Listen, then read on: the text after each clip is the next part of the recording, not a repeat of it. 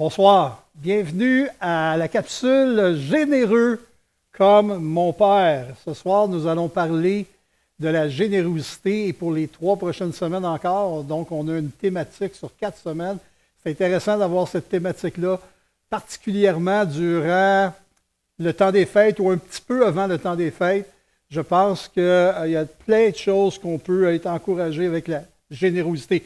Donc, le premier texte que je veux voir avec vous, je pense que si on est pour justement parler de cette générosité qui nous vient du Père ou dont le Père est le modèle par excellence, notre Dieu est le modèle par excellence, j'aime ce passage dans 1 Corinthiens chapitre 13 et le verset 13 où il mentionne les essentiels des essentiels par rapport à nous comme croyants.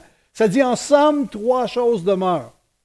La foi, l'espérance et l'amour. Mais la plus grande d'entre elles, c'est l'amour. Donc, très intéressant, ces 3 choses demeurent. Évidemment, Jean va parler que Dieu est amour.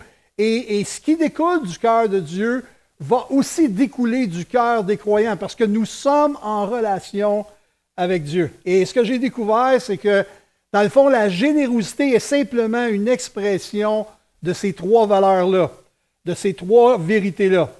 Dans le fond, c'est la générosité, c'est la façon d'exprimer ma foi, mon espérance et aussi l'amour.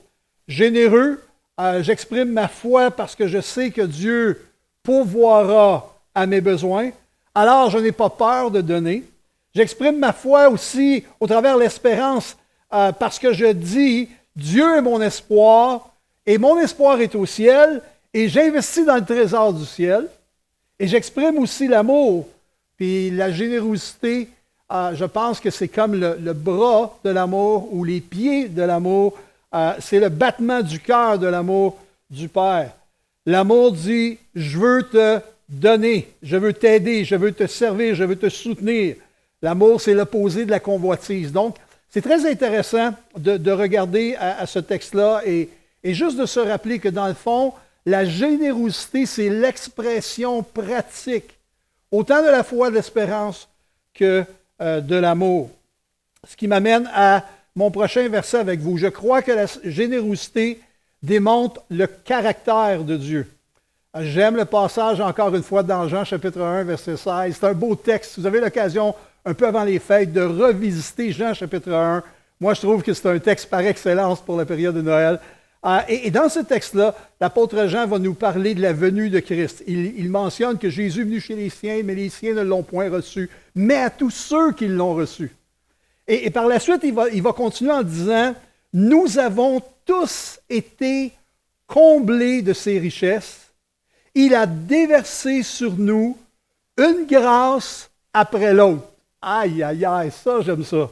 Le Seigneur, dans son amour, a manifesté sa générosité envers nous qui sommes ceux qu'il a créés. Il a manifesté sa générosité en donnant, comme on le sait, en donnant son Fils unique. Et c'est intéressant parce que cette réalité-là de Jésus qui est venu sur cette terre, qui a donné sa vie pour nous, lorsqu'on vient à la connaissance de Christ, il y a aussi cette semence-là dans nos cœurs, où tout à coup, à notre tour, nous voulons vivre l'amour en manifestant la générosité. Et on va le voir dans Corinthiens, dans 2 Corinthiens, chapitre 9 et le verset 13. Je trouve ça intéressant parce que ça dit en considération, et c'est Paul qui parle aux Corinthiens, alors que dans le chapitre 8, chapitre 9, il va parler de l'assistance des saints qui sont à Jérusalem. Et il va dire en considération de ce secours dont ils font l'expérience, ils glorifient Dieu de votre obéissance dans la profession de l'Évangile de Christ et de la libéralité de vos dons envers eux et envers tous. Intéressant. Donc, on voit ici l'être le plus généreux de tout l'univers, de tout ce qu'il a créé, c'est Dieu. Dieu est un donneur, il aime donner, il donne toujours, et tout ce qu'on a dans notre vie est un don de Dieu, que ce soit nos vies, nos talents, nos dons, nos capacités. Le Seigneur a donné abondamment, mais en même temps, il veut qu'on puisse utiliser cette vie sur cette terre afin qu'en notre tour, nous puissions donner. Et nous puissions aussi, au travers le fait que nous sommes généreux, ceux qui reçoivent la générosité du croyant, eh bien, à ce moment-là, la Bible mentionne ici, ils glorifient Dieu. Dans ce cas ici, à Jérusalem, lorsque les gens recevaient les dons des croyants, il faut se souvenir que c'était quelque chose de fantastique pour eux autres, de juste penser qu'il y avait des gens qui étaient loin, qui avaient à cœur, qui les avaient à cœur, faisait en sorte que lorsqu'ils recevaient le don, Paul dit « Il glorifie Dieu de votre générosité ». Lorsqu'on parle de la générosité, je pense que aussi la générosité me rapproche de Dieu. C'est Jésus dans Matthieu chapitre 6 et le verset 21 qui a mentionné « Car là où est ton trésor, là aussi sera ton cœur ». Et c'est intéressant parce que des fois, on peut avoir une petite confusion par rapport au mot trésor, parce que pour nous, un trésor, c'est de trouver une carte avec un X et de poursuivre des éléments particuliers. C'est comme on est en mission pour découvrir finalement un trésor qui est enfoui, caché en quelque part. Pour Jésus, ici, le mot trésor, c'est un réceptacle. Un réceptacle. C'est une boîte, c'est un endroit où on va mettre les choses les plus précieuses de nos vies. Et il parle du cœur. Donc, il dit que votre cœur puisse recevoir les trésors, pas n'importe quel trésor, pas les trésors de ce monde, les trésors de cette vie, mais le trésor, c'est-à-dire l'Évangile, c'est-à-dire Christ lui-même, Dieu lui-même, que notre cœur, et on se souvient dans les Proverbes, garde ton cœur plus que toute autre chose, car de lui viennent les sources de la vie.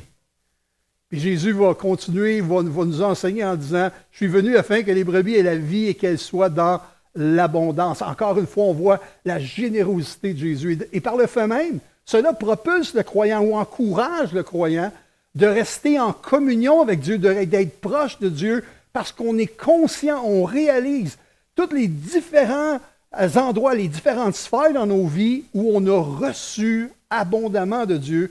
Alors, à notre tour, nous voulons être généreux. La générosité fait en sorte que ça fait croître mon amour. Ça fait en sorte de développer mon amour. Et ici, évidemment, je veux parler de cet amour, non seulement cet amour vertical, alors que nous sommes en relation avec Dieu.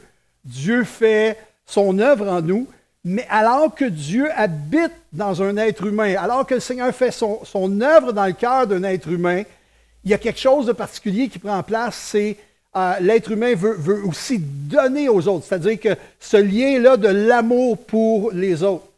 Et il veut exercer par le fait même la générosité envers les autres, qui fait en sorte que ça va nous rapprocher des gens. Donc le texte dans 2 Corinthiens chapitre 9, versets 11 à 12, dit ceci. « Ainsi vous deviendrez riches de tous les biens, et vous pourrez donner largement, ce qui suscitera chez ceux auxquels nous distribuons vos dons de nombreuses prières de reconnaissance envers Dieu. » C'est tellement intéressant ce texte-là. Moi, je vais vous dire, lorsque je pensais au contexte de ce que Paul est en train d'écrire aux Corinthiens, je me disais, « Wow, c'est merveilleux comment Dieu est un Dieu qui... Lorsque quelqu'un se laisse toucher par Dieu, Dieu fait son œuvre dans cette personne-là. Dieu transforme cette personne-là. Il n'y a pas personne qui s'approche de Dieu et qui se laisse toucher par Dieu qui n'est pas transformé par Dieu. Et ce que je trouve intéressant, c'est que là, on parle des Corinthiens. Pensez-y un instant. De Jérusalem jusqu'à Corinthe par la terre, puis un petit bout par la mer, pour traverser par Troas. Quand on fait ce petit bout-là, imaginez, c'est 3000 kilomètres. On ne parle pas en avion ici. On ne parle pas en train à grande vitesse. On ne parle pas en auto. On parle à pied. 3000 kilomètres. C'est 32 heures de route en auto. Pensez-y juste un instant. C'est immense le trajet. Et là, on a des gens qui sont à Corinthe. Eux ont été sauvés. Ils ont connu le Seigneur Jésus-Christ au travers le témoignage de Paul. La Bible nous dit qu'il y en a quelques-uns qui étaient des Juifs, qui ont accepté, qui ont reçu le message de Paul, la bonne nouvelle, mais une grande majorité étaient des non-Juifs. Et là, Paul va faire une offrande, va prendre une offrande pour les saints qui sont en Jérusalem, qui sont persécutés. Et comme on sait, il y a eu une grande famine en l'an 47 et 48. Ce qui fait en sorte qu'en plus d'être persécutés, il y avait des gens qui littéralement mouraient de faim. Donc, ils prennent une offrande, puis là, pensez-y, les gens qui donnent l'offrande à Corinthe donnent un montant d'argent pour des gens qui ne sont pas de leur culture, pour la majorité d'entre eux, pour des gens qui ne connaissent pas du tout, pour des gens qui n'ont pas d'affinité familiale ou autre, ou de connaissance ou d'amitié, mais ils vont quand même être généreux au point de donner leur superflu pour certains. Wow! Au-delà de leur superflu. Pour moi, ça me parle que dans le fond, l'amour donne. Jésus est venu et son amour a été comme cela. Il a littéralement donné. Et par le fait même, on voit le témoignage des Corinthiens. Puis ce n'est pas juste les Corinthiens, parce qu'il y avait la Grèce, il y avait l'Achaïe, il y avait les différentes régions où Paul demandait aux chrétiens d'envoyer des dons pour Jérusalem. Et j'aime le cœur de ces gens-là qui sont simplement en train de dire « Hey, on a abondamment reçu, comme Jean dit au début, nous avons reçu grâce sur grâce. » Mais eux qui n'ont pas vu Jésus, mais qui ont quand même expérimenté le salut de Jésus dans leur vie, la même chose dans leur cœur. Ils sont encouragés par leur amour à aider ceux qui sont dans le besoin, même à 3000 kilomètres de distance.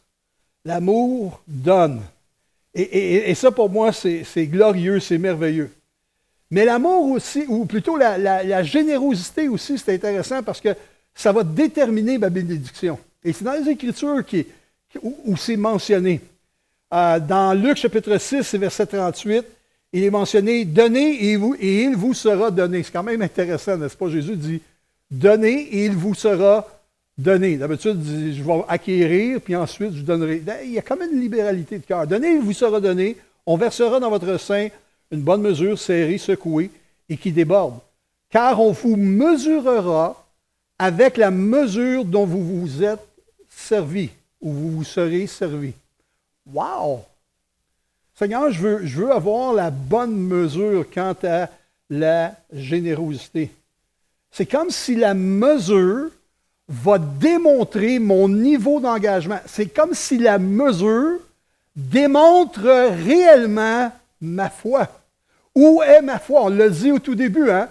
La plus grande de ces choses, c'est l'amour, mais la foi et l'espérance faisaient partie de cela. Et on parle ici d'une mesure, et la foi fait partie de la générosité. Jusqu'à quel point nous avons confiance que Dieu agit en nous et au travers nous. On voit un autre texte dans 2 Corinthiens chapitre 9, verset 6, verset 8 et verset 13. Ça nous parle aussi de cette dimension de la foi. La générosité démontre ma foi. Et au verset 6 du chapitre 9, ça dit « Sachez-le, celui qui sème peu, moissonnera peu. Et celui qui sème abondamment, moissonnera abondamment. » Verset 8. « Et Dieu peut vous combler de toutes sortes de grâces, afin que, possédant toujours en toutes choses de quoi satisfaire à tous vos besoins, vous ayez encore en abondance pour toute bonne œuvre. » Et le verset 13 dit ceci, « En considération de ce secours dont ils font l'expérience, en parlant des gens à Jérusalem, ils glorifient Dieu de votre obéissance dans la profession de l'Évangile de Christ. » Ils sont en train de dire, « Seigneur, nous reconnaissons par le fait même que tu as agi dans leur cœur. Sinon, il n'y avait aucune raison de venir à notre aide. On vient en aide pour les gens de notre peuple, on vient en aide pour nos familles, on vient en aide pour les gens avec lesquels on a des affinités. Mais ici, des non-juifs, des gentils, viennent en aide à des juifs de Jérusalem. Et les juifs de Jérusalem disent, « Wow, Seigneur, c'est évident, c'est glorieux, tu as touché le cœur de ces gens-là, de ces frères et de ces sœurs-là. » Donc, l'obéissance, c'est la démonstration de notre foi. On est en train d'obéir. Quand on obéit, dans le fond, c'est la foi en pratique, on peut dire. C'est un évangile qui devient vivant, qui devient agissant. Il y a aussi, ce que je trouve intéressant, c'est que la générosité, ça approfondit mon bonheur. Michel, qu'est-ce que tu veux dire par là? La générosité approfondit mon bonheur. Évidemment, c'est dans le livre des Actes des Apôtres, où il est mentionné, chapitre 20, verset 35, il y a plus de bonheur à donner qu'à recevoir. C'est intéressant. Je dis bien, le livre des Actes des Apôtres dit il y a plus de bonheur à donner qu'à recevoir. Et l'apôtre ici va mentionner que c'est l'enseignement de Jésus, cela. Mais fait intéressant, parce qu'aujourd'hui, vous savez, on a besoin de toutes sortes d'études scientifiques pour prouver les choses, pour découvrir les choses. Puis on fait des études, on est fiers de nos découvertes. Bien, fait assez intéressant. Il y a une étude qui a été menée par des neurobiologistes allemands, américains et suisses qui démontre que la relation entre la générosité et la sensation de bonheur s'observe aussi dans le cerveau pour les gens qui donnent. Un article qui dit ceci de Jacques Lecomte. Pourtant, beaucoup de travaux en psychologie montrent les liens entre générosité et bonheur. Ainsi, en 2010, une enquête menée dans 136 pays avec en moyenne plus de 1300 personnes par pays a identifié une corrélation positive entre le don et le bien-être dans 122 pays. Explique Jacques Lecomte, chercheur en psychologie. Wow, c'est intéressant. Des chercheurs aujourd'hui viennent de découvrir, il y a un lien entre être généreux puis vivre le bonheur, expérimenter le bonheur. Pourtant, il y a longtemps avant eux, dans le livre des Actes des Apôtres, il y avait ce petit verset-là qui nous avait été laissé. Il y a plus de bonheur à donner qu'à recevoir. Wow!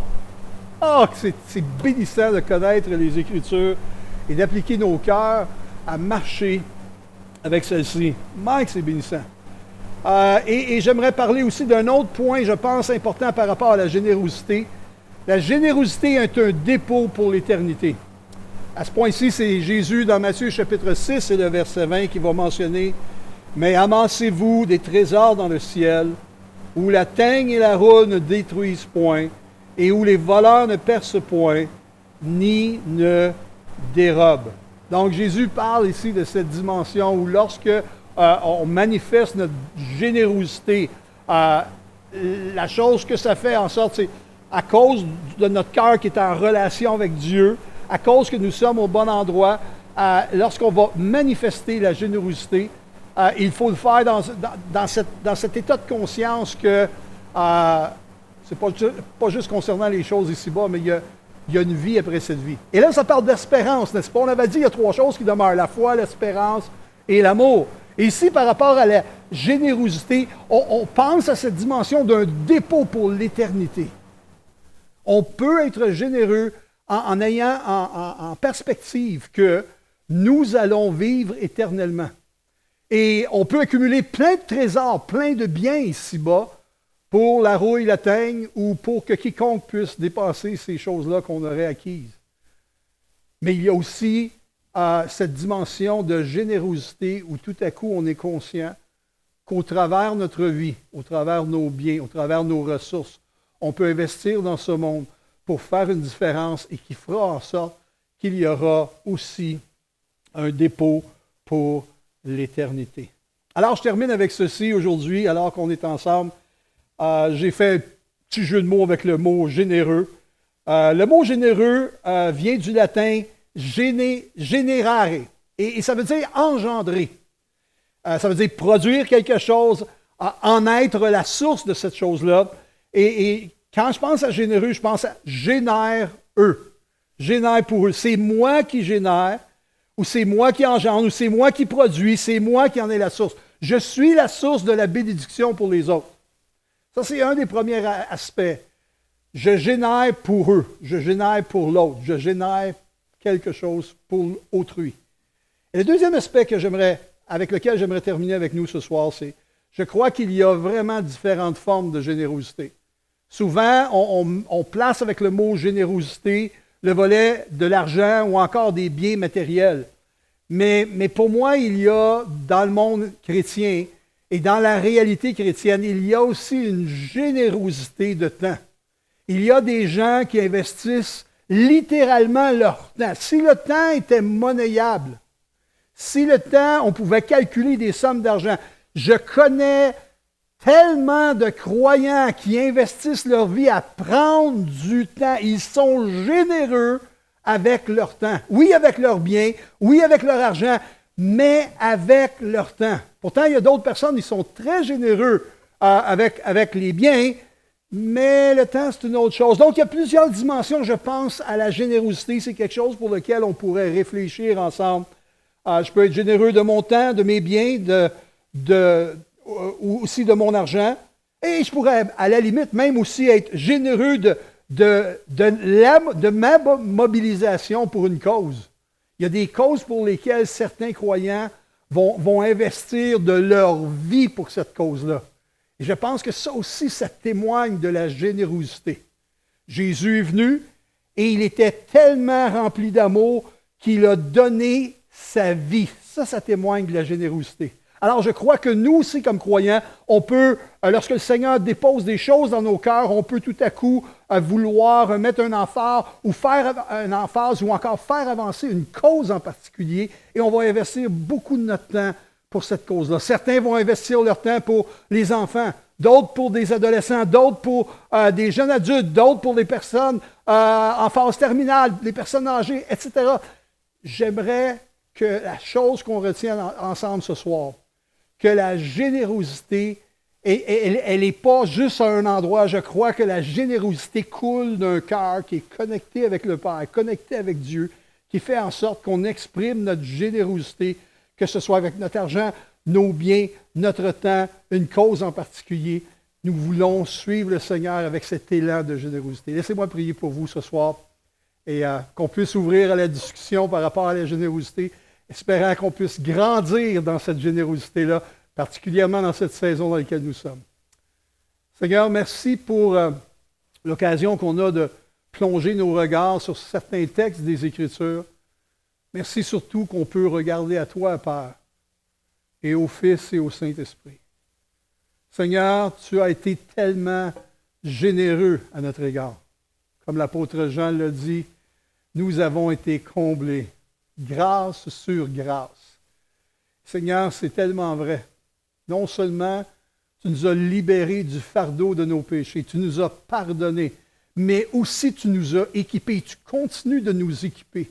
Tu nous donnes de voir des fruits dans nos vies où on peut reconnaître aisément que cela ne vient point de nous, mais vient de toi en nous. Et Seigneur, la générosité qui est dans notre cœur, nous prions que tu puisses l'amener à une plus grande dimension, que l'amour propulse la générosité au travers de nos vies afin que nous puissions être une source de bénédiction pour ceux qui nous entourent. Père, c'est dans le beau nom de Jésus que j'ai prié pour mes frères et sœurs ce soir.